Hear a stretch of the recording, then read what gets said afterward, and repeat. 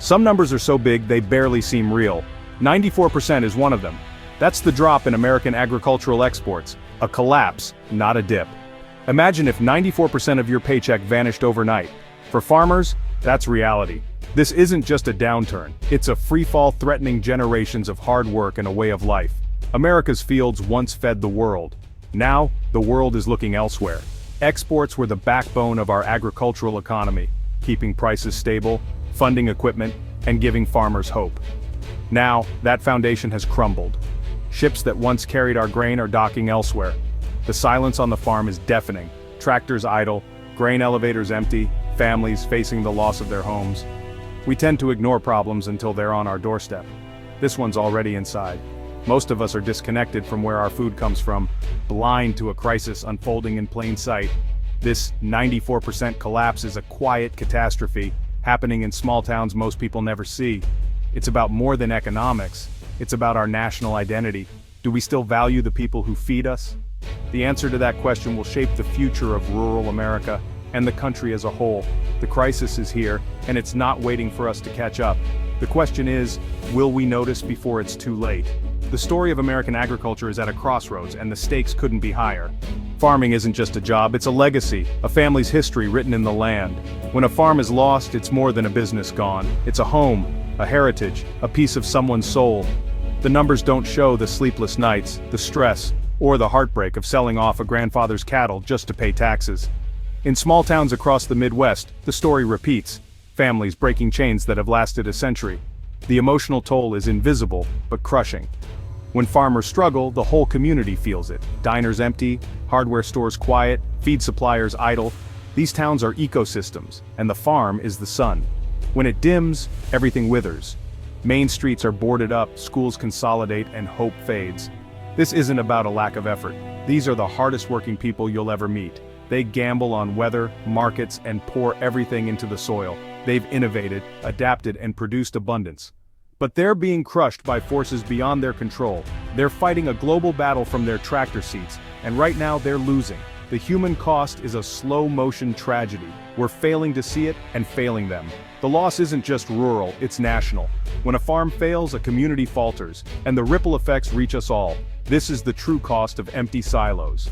To understand this crisis, look at three crops: soybeans, corn, and wheat, the pillars of American agriculture. For decades, they were our golden ticket. We grew them better than anyone, and the world, especially China, couldn't get enough. Farmers planted with confidence, knowing buyers were waiting. That confidence is gone. Soybeans took the hardest hit. China once bought over half our exports, until trade disputes slammed the door shut. Suddenly, mountains of soybeans had nowhere to go, prices crashed, farmers were left with crops worth a fraction of what they needed. Corn and wheat are caught in the same storm. When soybean prices fall, farmers plant more corn or wheat, flooding the market and driving prices down further.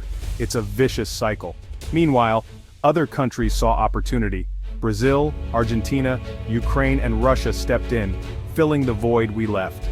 Our problem isn't production, it's finding a destination for what we grow. The big three crops now symbolize our vulnerability. The promise that hard work would always find a market has been broken. For countless farmers, that promise is buried under a mountain of unsold grain. The world moved on and left American farmers behind. The question is, can we catch up, or will these crops become relics of a lost era? How did we get here? This wasn't a natural disaster, it was man-made. Trade disputes and tariffs turned agriculture into a pawn in a global chess game. We picked fights with our biggest customers, especially China, and they found new suppliers, like Brazil. Brazil ramped up production, signed long-term contracts, and took over markets we spent decades building. Markets are like friendships, hard to build, easy to lose. The instability we created sent a message. America isn't a reliable partner. Countries diversified, making deals with Argentina, Ukraine, and Russia. We taught our competitors how to take our place. Farmers, some of the most patriotic people you'll meet, supported tough trade talk, hoping for long-term gain. But the short-term pain became a long-term catastrophe. The promised gains never came. Farmers held up their end. The system didn't. Now we're paying the price, and the world isn't waiting for us to recover. A farm isn't an island. It's the first domino in a long chain. When exports collapse, truckers have less to haul, and their paychecks shrink. Manufacturers like John Deere slow down, leading to layoffs and empty factories. The crisis on the farm quickly spreads to the factory floor and beyond. Young people see the struggle and leave, abandoning dreams of taking over the family farm. New farmers, deep in debt, are the most vulnerable. This is how rural communities die, not with a bang, but a slow, grinding halt. The farm fails, the trucker leaves, the diner closes, the school consolidates. Each piece that falls weakens the rest. This isn't just one bad year, it's the unraveling of rural America. The dominoes are falling, and the whole country will feel the impact. It's easy to think this is someone else's problem, but that's a dangerous mistake. The stability of our food supply is not guaranteed.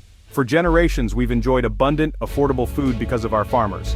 When that system is in crisis, it's a national security issue. A nation that can't feed itself isn't truly independent. If we lose our farmers, we lose control over our food supply, becoming vulnerable to global politics and supply chain shocks. The price of your groceries could soon be set in Brazil or Russia, not Iowa. Agriculture is a massive economic engine supporting millions of jobs. When exports collapse, billions vanish from our economy. The pain that starts in a soybean field eventually reaches every corner of the country. This isn't just about nostalgia, it's about national strength. The health of our farms is the health of our nation. Ignore the warning signs, and we all pay the price. This crisis is on your dinner plate too. Pointing out the problem is easy. Finding solutions is harder, but not impossible. We can't undo the past, but we can act now. First, we need smarter trade, building reliable partnerships, not picking fights. Long-term fair agreements give farmers and customers stability. Second, invest in our infrastructure, roads, railways, and river systems that move our crops to market. Upgrading them lowers costs and makes us competitive. Third, show farmers we have their backs. Strong policies, a robust safety net, and support for young and innovative farmers. Farming shouldn't be a political football, it's vital work. Celebrate those who feed us, and make farming a valued profession again.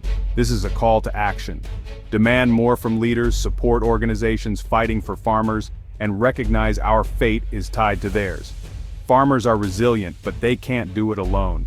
They are the foundation of our country. If that foundation cracks, the whole house falls. It's time to rebuild, before it's too late. The future of American agriculture depends on what we do next. And so does the future of our nation.